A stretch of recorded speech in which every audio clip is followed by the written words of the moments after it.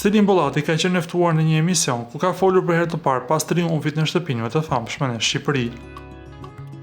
Ajo ndau me publikun pra pasenat e eksperiencës në shtëpi, emocionet e forta që ka përjetuar dhe ndikimin që ky format ka pasur në jetën dhe karrierën e saj pas daljes.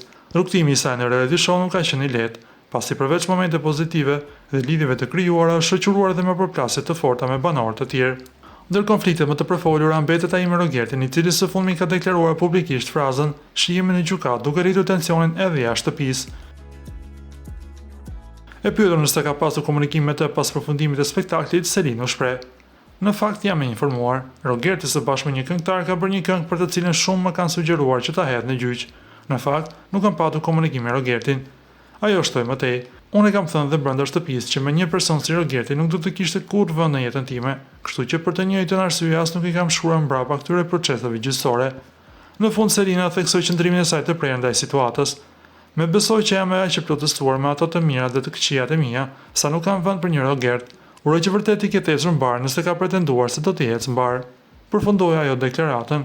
Nga ana tjetër na duhet të kujtojmë se Selin Bollati është në një lidhje dashurie me Gimbon, lidhje e cila u formua gjatë qëndrimit në shtëpinë më të famshme në Shqipëri. Para se të ndiqni lajmin, ju lutem klikoni tek butoni subscribe për të marrë të rejat më të fundit nga showbizi shqiptar. Faleminderit.